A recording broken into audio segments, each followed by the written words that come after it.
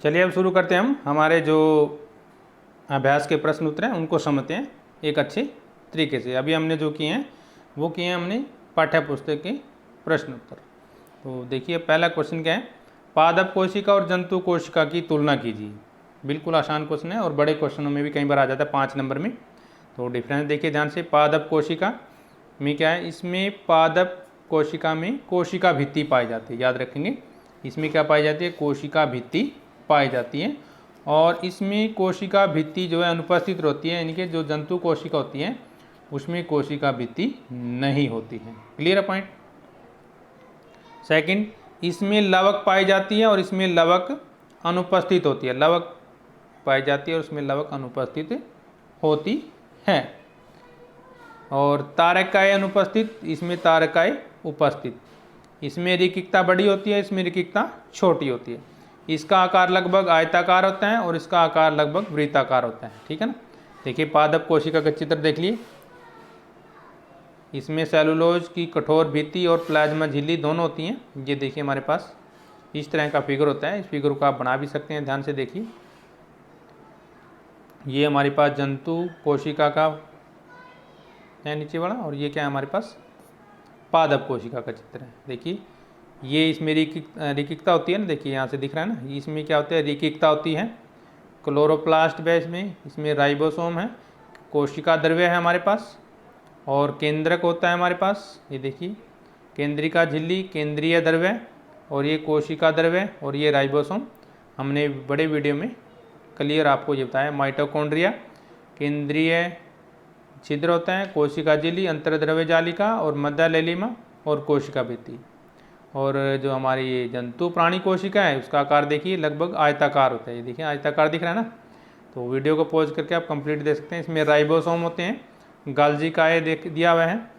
देखिए ये राइबोसोम दिखाया गया हमारे पास ये, और ये क्या है गाल्जिकाए दिखाया गया यहाँ पे। यहाँ पे क्या है तारकाए, और ये क्या होगा इसका केंद्रक, और यहाँ पे क्या होगा लाइसोसोम होगा। अंतर्द्रव्य जालिका, प्लाज्मा झिल्ली, केंद्रिका झिल्ली और माइटोकॉन्ड्रिया इसमें दिखाए गए। सेकंड क्वेश्चन इंपॉर्टेंट है, प्रोकैरियोटिक कोशिकाएं यूकैरियोटिक कोशिकाओं से किस प्रकार अलग होती हैं। पहले करते हैं प्रोकैरियोटिक कोशिकाएं। तो ये प्राय छोटे आकार के होते हैं। इसमें झिल्लियों द्वारा घिरे कोशिकांग जैसे अंतः प्रद्रव्य जालिका, गाल्जिकाए, लाइसोसोम, माइटोकॉन्ड्रिया आदि अनुपस्थित होते हैं। इसमें राइबोसोम 70S प्रकार के होते हैं। इसमें गुणसूत्र DNA के बने होते हैं और कोशिका द्रव्य में पाए जाते हैं। इसमें गुणसूत्र केंद्रक कला द्वारा घिरे नहीं होते। इसमें केवल एक गुणसूत्र होता है और इसमें कोशिका विभाजन कली का उत्पादन अथवा खंडन विधि के द्वारा होता है। इसमें केंद्रिकाएँ अनुपस्थित होती हैं। ये देखिए इसका फिगर इस तरह का होता है। तो इसमें प्लाज्मोडियम, गुणसूत्र, ये कशाब, कोशिका भित्ति, कोशिका द्रव्य। चित्र बड़ा इंपॉर्टेंट है, ये पेपर में भी आ जाता है डायरेक्ट। आप इसको बनाकर इसके भागों के नाम भी जरूर लिखें। यूकैरियोटिक कोशिका देखिए क्या होती है, ये हमेशा बड़े आकार की होती है और इसमें कोशिकांग जैसे प्रद्रव्य जालिका, गाल्जिकाए, लाइसोसोम, माइटोकॉन्ड्रिया आदि उपस्थित होते हैं। और ये 80 प्रकार की होती है और उसमें क्या थी 70 प्रकार की। उसमें उपस्थित होते हैं, अनुपस्थित है, इसमें उपस्थित आ जाएगा। उल्टे हैं ये। इसमें गुणसूत्र DNA के बने होते हैं और कवक में पाए जाते हैं। इसमें गुणसूत्र केंद्रक कला द्वारा घिरे होते हैं और इसमें केवल एक से अधिक गुणसूत्र होते हैं। और 7वां पॉइंट, इसकी कोशिका विभाजन सूत्री अथवा अर्धसूत्री के द्वारा हो सकती है। इसमें केंद्रिकाएँ भी उपस्थित होते हैं। ये फिगर देखिए ध्यान से। ये कोशिका द्रव्य दिखाया गया है, कोशिका भित्ति दिखाई गई यहाँ पर। देखिए ये हमारे पास कोशिका भित्ति और यहाँ पे कोशिका द्रव्य दिखाया गया है। और ये क्या है हमारे पास झिल्ली दिखाई गई है यहाँ पे, ठीक है ना। और केंद्रक दिखाया गया है हमारे पास। देखिए यहाँ से ध्यान से, केंद्रिक और केंद्रक दोनों एक पास पास दिखाए गए। और ये ब्लैक डॉटेड देखें, ये केंद्रक कण होते हैं और ये लवक या माइटोकॉन्ड्रिया होता है यहाँ पे। ये यहाँ पे रिक्ति होती है इसमें। ये इस तरह का इसका चित्र होता है। देखिए ध्यान से। अब दोबारा फिर वही क्वेश्चन आ गया हमारे पास, यदि प्लाज्मा झिल्ली फट जाए, टूट जाए तो क्या होगा। यदि प्लाज्मा झिल्ली फट जाती है या टूट जाती है तो कोशिका अंगक लाइसोसोम फट जाएंगे और एंजाइम अपनी ही कोशिकाओं को पाचित कर लेंगे और कोशिका का जो निश्चित आकार है वो समाप्त हो जाता है। यदि गाल्जी उपकरण ना हो तो कोशिका के जीवन पर क्या फर्क पड़ेगा। गाल्जी उपकरण न हो। तो देखिए गालजी उपकरण क्या होते हैं, झिल्ली युक्त पोटिका को गालजी उपकरण कहते हैं। झिल्ली युक्त पोटिका को गालजी उपकरण कहते हैं। यदि गालजी उपकरण न हो तो अंतर्द्रवी जालिका है उसमें जो संश्लेषित पदार्थ है वो कोशिका के बाहर तथा अंदर नहीं आ जा पाएंगे। और यदि लाइसोसोम को बनाने में सहायक है तो कोशिका का अपशिष्ट निपटाया जा सकता है। गालजी उपकरण के बिना पदार्थों का संचयन और रूपांतरण नहीं हो पाता किसी भी तरीके से। देखिए इंपॉर्टेंट क्वेश्चन है नेक्स्ट भी, कोशिका का कौन सा अंगक बिजली घर है और क्यों। माइटोकॉन्ड्रिया कोशिका का बिजली घर है। इसे कोशिका विभाजन में भोजन पदार्थों के ऑक्सीकरण के स्थान पर माना जाता है। ऑक्सीकरण का मतलब क्योंकि जो भी हम भोजन खाते हैं, खाना खाते हैं, उसका ऑक्सीकरण होता है, तो उसी हिसाब से इसका भी काम होता है हमारे पास। इसके श्वसन में पर्याप्त मात्रा में ऊर्जा मुक्त होती है। देखिए जब भी हम श्वसन करते हैं तो ऊर्जा तो होती ही है, इसी कारण इसे कोशिका का ऊर्जा घर भी कहते हैं, यानी कि बिजली घर यानी कि पावर हाउस भी कहते हैं, क्योंकि सारा काम यहीं से चलता है कोशिका का। तो जहाँ से सारा काम चलेगा तो वो पावर हाउस का ही काम करता है। कोशिका झिल्ली को बनाने वाले लिपिड तथा प्रोटीन का संश्लेषण कहाँ होता है। देखिए जो हमारी खुरदरी अंतर्द्रवी जालिका है, यानी कि जिसको हम RER लिखते हैं, इसकी शॉर्ट फॉर्म भी है। RER की फुल फॉर्म की आपको लिखनी हो तो लिखेंगे खुरदरी अंतर्द्रवी जालिका।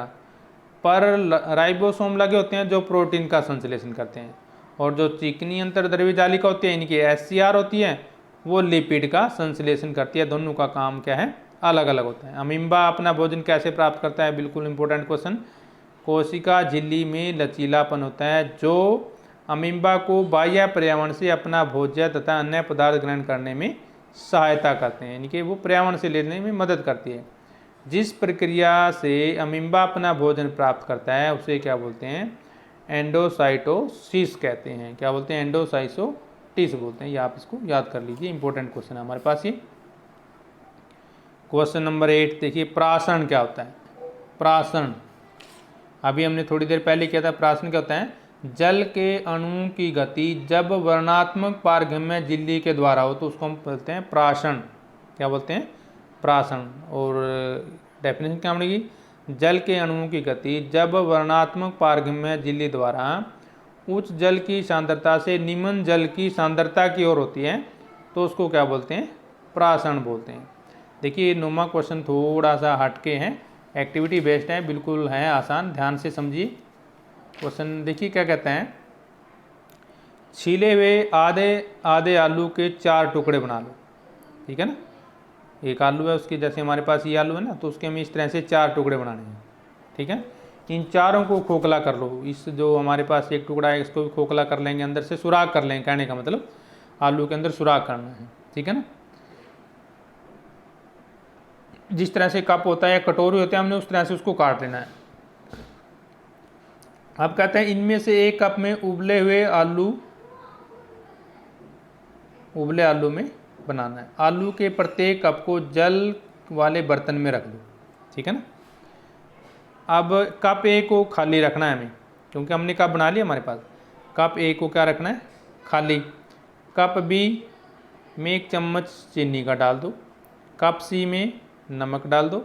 और कप D उबले आलू से बनाए गए कप D में 1 चम्मच चीनी और डाल दो। तो ये 4 पॉइंट हो गए हमारे पास D तक। ठीक है ना, अब ये क्या कहता है, ध्यान से सुनिए, आलू के चारों कपों को 2 घंटे तक रखना है और हमें देखना है उसमें क्या होगा। पहला पॉइंट, जो कप B है और कप C है उसमें क्या होगा, मतलब उसमें जल इकट्ठा होता है, क्यों हो जाता है, कारण क्या है, B और C में विलयन का स्तर बढ़ जाएगा क्योंकि जल प्राशन विधि द्वारा कप में चला जाता है। नोट हो गया पॉइंट, 1 नंबर में याद कर लीजिए। यहाँ भी हमने जो इसको लिखा है आप इसको भी उतार सकते हो। ठीक है, दूसरा क्वेश्चन क्या है हमारे पास, उस आलू उस प्रयोग के लिए क्यों महत्वपूर्ण है। आलू उस प्रयोग के लिए क्यों महत्वपूर्ण है। देखिए दूसरे प्रश्न में, जब कप A खाली रहता है, क्योंकि जब आलू कप के दोनों ओर जाता है तो कप खाली रहता है, क्योंकि इसमें जल की व्यापक रूप से कोई गति नहीं होती। यानी कि आलू का कप कच्चे आलू से बना था जो वर्णात्मक पारगम्य झिल्ली का काम करेगा। भीतर से खाली होने के कारण जल में कोई शुद्ध गति नहीं हुई और यह नियंत्रण का कार्य करता है। यह मानक स्थिति है हमारे पास, ठीक है ना। ये एल वैसे लिखा गया है, इसमें आपने इसको नहीं लिखना। अब थर्ड, ए तथा डी आलू के खाली भाग में जल एकत्रित क्यों नहीं हुआ, इसका वर्णन कीजिए। देखिए इसमें क्या होगा, जब उबले हुए आलू में अर्ध पारगम्य के गुण समाप्त हो जाते हैं, ये हमें पता है, इसलिए कप डी क्या रहेगा, खाली रहता है। कप ए में जितना पानी अंदर जाता है उतना ही पानी बाहर आ जाता है, ठीक है। तो नोट कर लीजिए इसको ध्यान से, यहाँ से आप नोट कर सकते हैं। ए और डी कप में जल जमा नहीं हुआ क्योंकि दोनों में बाहरी जल की सांद्रता कपों में स्थित जल की सांद्रता के बराबर थी, जिस कारण प्राशन नहीं होता। कप ए कच्चे आलू का बना था और भीतर से खाली था, पर कप डी उबले आलू का था जिसमें 1 चम्मच चीनी थी। उबला होने के कारण वह परिणात्मक पारगम्य झिल्ली का कार्य नहीं करेगा, जिस कारण आलू के कपों से जल में कोई शुद्ध गति नहीं हो सकती। तो ये थे हमारे पाठ्य पुस्तक और अभ्यास के प्रश्न। एक ही वीडियो में हमने कोशिश किया है कि आपको समझा दिया जाए। तो नेक्स्ट वीडियो के लिए हम जल्दी हाजिर होंगे, तब तक हम लेते हैं आपसे इजाज़त। जय हिंद।